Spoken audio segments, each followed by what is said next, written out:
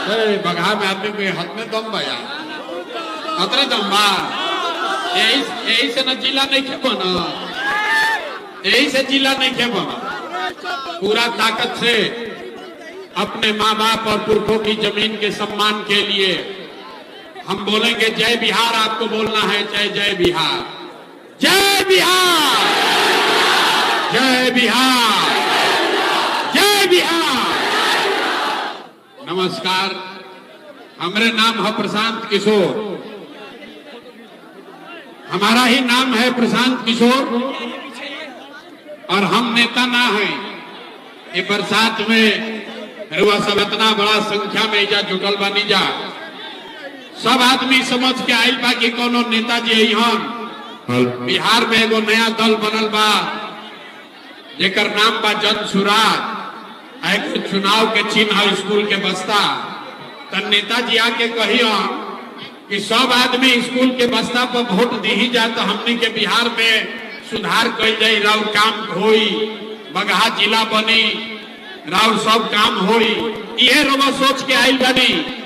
तो भैया पहले ही रुआ बड़ा शिकायत के मौका मिली। हम वोट ना मांगी, ये वोट मांगने का कार्यक्रम नहीं है।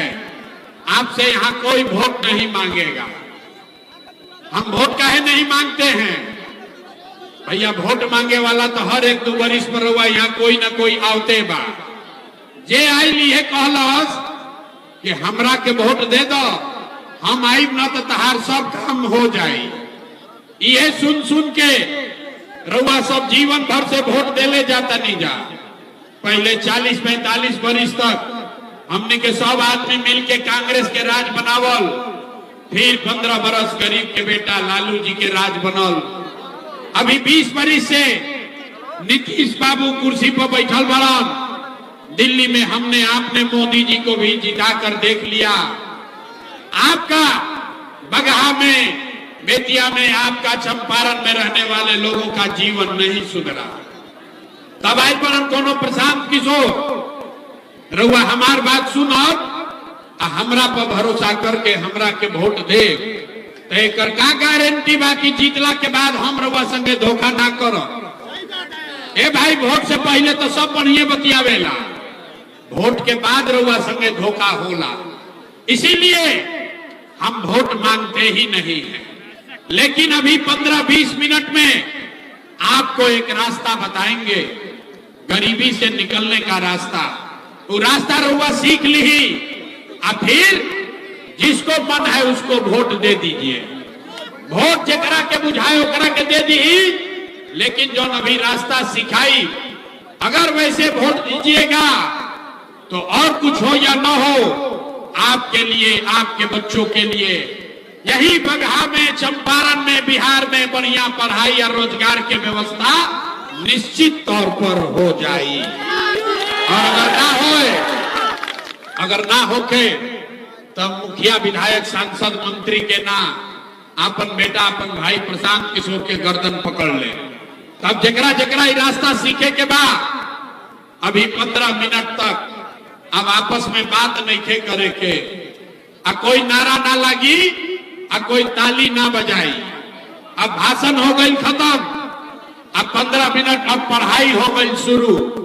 अभी 15 मिनट में आपको अपने आंख के सामने दिखेगा कि आपके गरीबी का, बिहार के बदहाली का कारण क्या है और एकरा से निकले के रास्ता, उपाय का बा।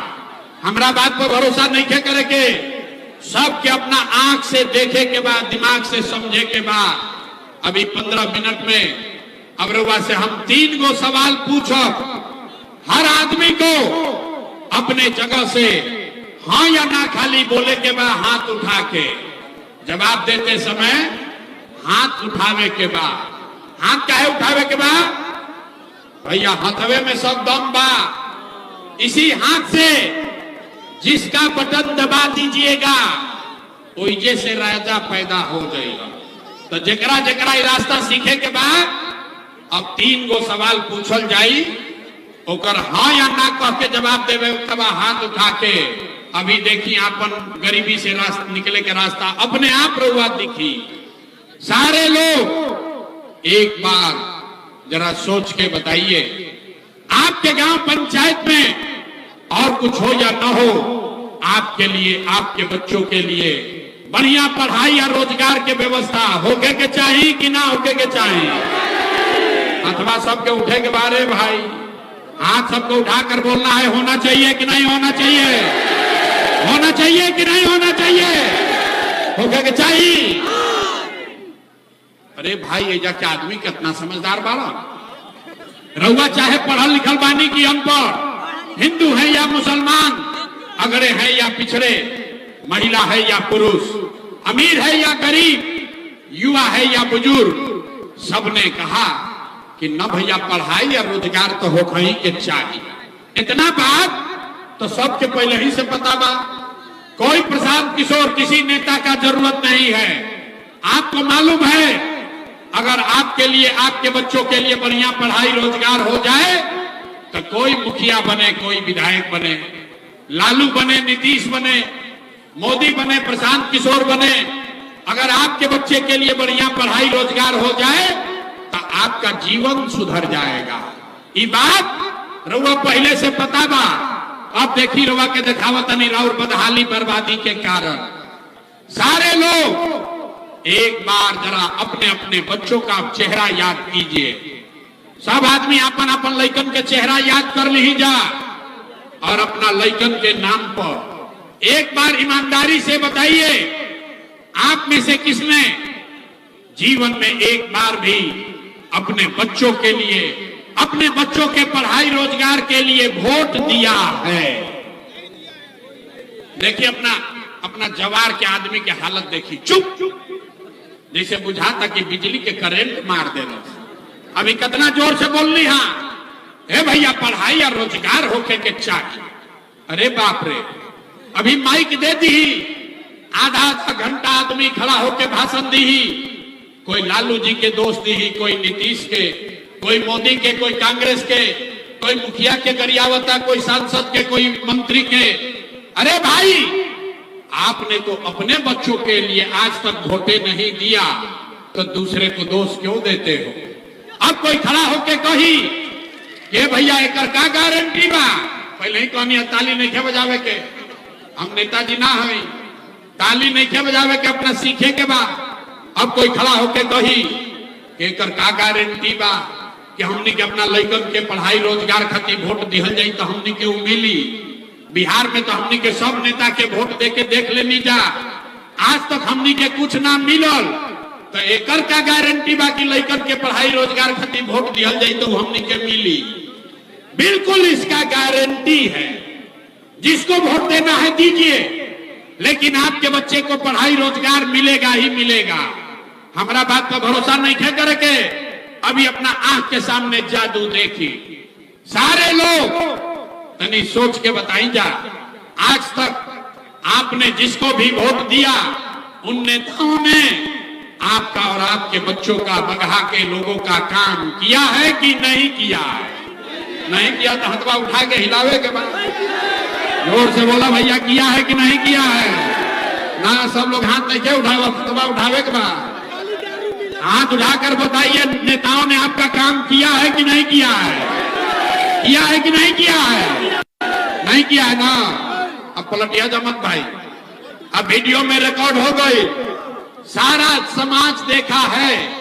आपने कहा कि भैया आज तक जौना नेता के दल के वोट देनी जा कोई हमार कामे ना कैलस, तब हम गिनवावे शुरू करत नहीं।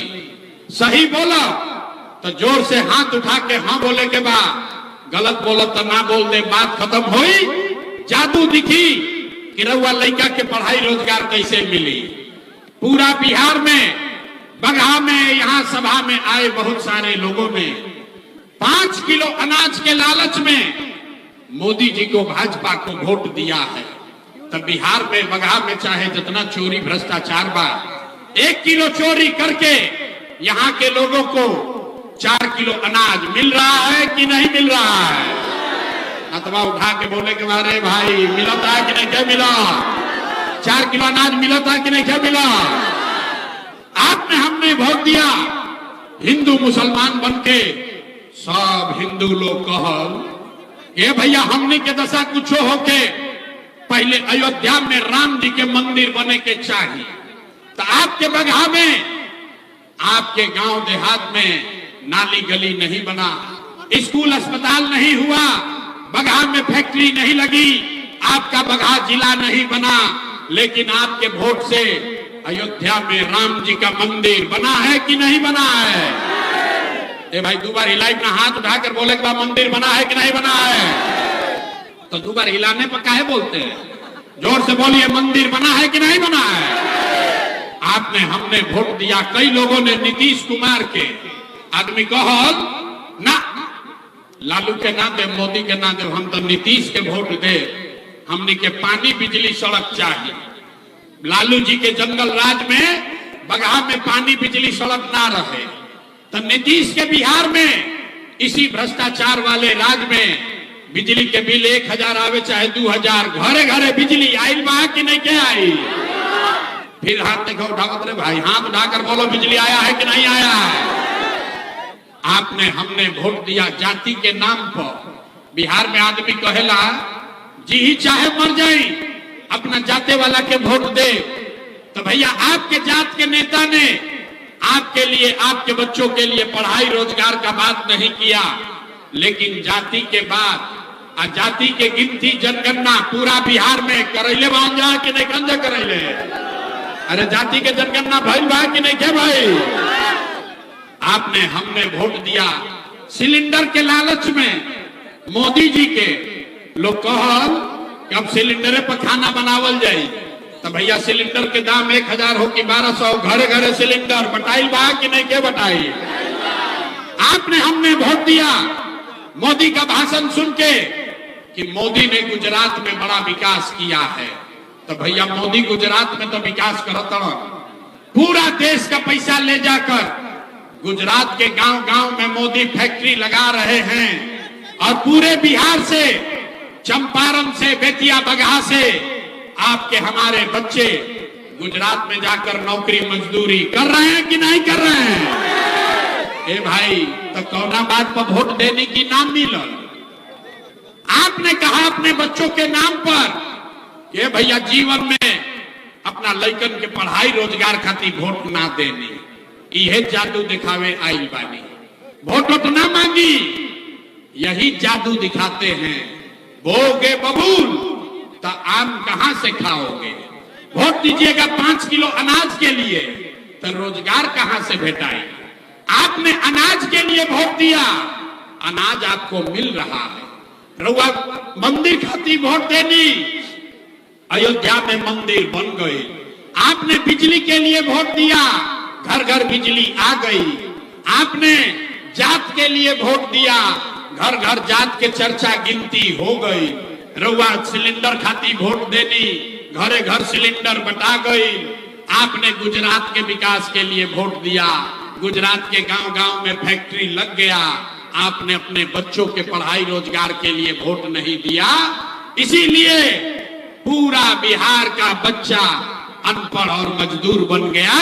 यही बात बताने आए हैं। वोट उतना मांगी, यह आके गाँव गांव जाके हाथ जोड़ के बतावत नहीं। आज 3 बरिस से एक के बाद सिखावत नहीं। अरे भाई, अगर आप अपना और अपने बच्चे का चिंता नहीं करोगे तो दुनिया में कोई नेता, कोई दल आपके बच्चे का चिंता नहीं करेगा। काहे करी भाई? जब रउआ अपन लड़का के चिंते नहीं थे, तो लालू, नीतीश, मोदी, प्रशांत किशोर राव लड़का के चिंता काहे करी? अब अभी रउआ के दिखावत नहीं कि रउआ राव लड़कन के चिंता बाकी ना। अब फिर एक बाद गरीबी से निकले वाला एगो रास्ता मंत्र सिखाई। बस 5 मिनट में अभी वो मंत्र आपको सिखाएंगे। सारे लोग तीसरे और अंतिम सवाल का जवाब दीजिए। और कुछ हो या ना हो, आपको अपने बच्चों की चिंता है या नहीं है? हाथवा तो उठाओ भाई, अपना लेकर करके हाथों ने क्यों उठाओ? हाथ उठाकर बोलिए, अभी आगे ना बढ़ी बात। हाथ उठाकर बोलिए, आपको अपने बच्चों की चिंता है कि नहीं है? है। पूरा बगहा के आदमी झूठ बोल रहा है, सारे के सारे लोग झूठ बोल रहे हैं। कौनो नेता के दम नहीं थे कि आपके शहर में आकर कह दे कि सब का सब झूठ बोल रहा। आपने कहा हाथ उठाकर ये भैया हमने के अपना लइकन के बड़ा चिंता बा। मेरे भाई हम 2.5 बरिस पैदल चलनी, 5000 गांव में गए, आज आपके यहाँ आए हैं। रास्ता में अगर 100 गो बच्चा मिला, 100 गो बच्चा रुआ गांव जवार के मिलल, आधा से ज्यादा आपके बच्चों के शरीर पर शुद्ध कपड़ा नहीं है। किसी भी गांव में चलिए, ज्यादातर गांव में आधा से ज्यादा छोटे बच्चों के पैर में, बूढ़ी माताओं के पैर में हवाई चप्पल भी नहीं है। हम पूछो तो नहीं, अरे भाई अपना लड़का के का हाल कैले बड़ा, कम से कम बरसात में वो चप्पल काहे नहीं खरीदो। लोग कहता है भैया क्या करे, इतना गरीबी है, इतना बदहाली बा, इतना भ्रष्टाचार बा, कहां से लड़का के कपड़ा पहनाई, कैसे चप्पल खरीदी, कैसे पढ़ाई, कैसे आगे बढ़ाई।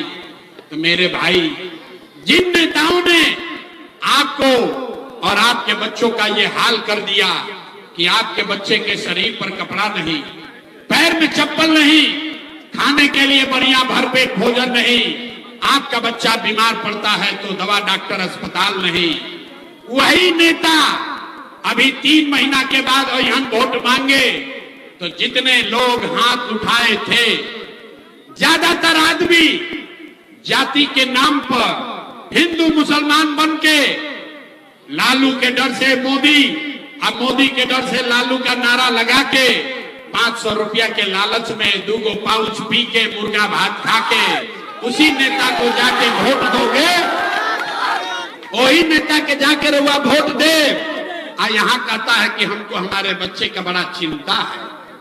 अरे भाई, अपना लइकन के नाम पर झूठ बोलता नहीं तो रुआ ना भोगब, राव लइका ना भोगी तो के भोगी। हम मीठा बात ना बोली, हम मीठा बात नहीं बोलते हैं। लइकन के चिंता का होला, अगर सीखे के बाद तो एक बार लालू जी के देखी जा, लालू जी के अपन लइका के चिंता बा। लालू जी के लइका 9वां पास ना कैलन, लेकिन लालू जी के चिंता बा कि हमार लइका बिहार के राजा बनो। हम ये बात कहतनी तो कुछ आदमी के बुझाता कि हम लालू जी के शिकायत करतनी। अरे ना रे भाई, हम तो लालू जी के तारीफ कर रहे हैं। लालू जी इतने अच्छे बाप हैं, लड़का 9वां नहीं पास किया लेकिन चाहते हैं कि हमारा लड़का बिहार का राजा बने। आप अपना दशा देखिए, आपका बच्चा मैट्रिक पास कर लिया, IAA BA कर लिया, उसको चपरासी का भी नौकरी नहीं मिला, लेकिन आपको उसका कोई चिंता नहीं है। रुआ तो जात के झंडा उठा के घूमता नहीं, गांव में चली, खेत में, खलिहान में, घर के दलान में, चौक चौराहा पर, चाय के दुकान पर, जहां 4 आदमी बैठा था, बतियावत कि लालू जीतिहन की नीतीश जीतिहन, मोदी जीतिहन की जनसुराज जीती। अपना दिल से पूछिए, कब आपने अपने लिए पूछा कि भैया हमने के लइकन के जीत कब होई? जब रुआ अपना लइके के चिंते नहीं थे तो नेता तो ठगबे न करी हन भाई। हम बिहार में चलत नहीं, अभी सुनी बिहार के दुर्दशा के कहानी। लोग से पूछीला, ए भैया वोट केकरा के देले रहो? कहता है मोदी जी को। पूछे काहे? बोला मोदी जी का सीना है 56 इंच का। सुनी कहानी, बिहार में पूछनी वोट केकरा के देलो? कहला मोदी जी के। काहे खाती? बोला मोदी का सीना है 56 इंच के। पूछनी केकरा से का होई? बोला कि मोदी जी सारा मियाँ जी लोग के मार के भगा दी हम, पाकिस्तान पर बम गिरा के 4 टुकड़ा कर दी हम। अरे मेरे भाई, बगहा के गांव में बैठ के आपको ये समझ है, आपको ये दिख रहा है कि मोदी का सीना 50 इंच है कि 56 इंच, लेकिन बगहा के लइकन के, आपन राउर लइकन के, बिहार भर के लइकन के खैला बगैर सीना सिकुड़ा के 15 इंच भइल भाई। रुआ नहीं खे लौकत रे भाई। फिर कहता नहीं कि बिहार में सुधार नहीं के हो, फिर कहता नहीं कि बिहार में सुधार नहीं के हो। कैसे सुधार होई? कुछ आदमी कहता है कि बिहार में विकल्प नहीं थे। ए भैया रुआ आइल बानी, अब प्रशांत किशोर आइल बाड़न, बड़ा पढ़ल लिखल आदमी बाड़न, 3 बरिस से मेहनत करता। रुआ भैया आगे आगे चली, हमने के सब आदमी और मदद कर जाई, रुआ सुधारी बिहार के। हम हाथ जोड़ता नहीं रे भाई।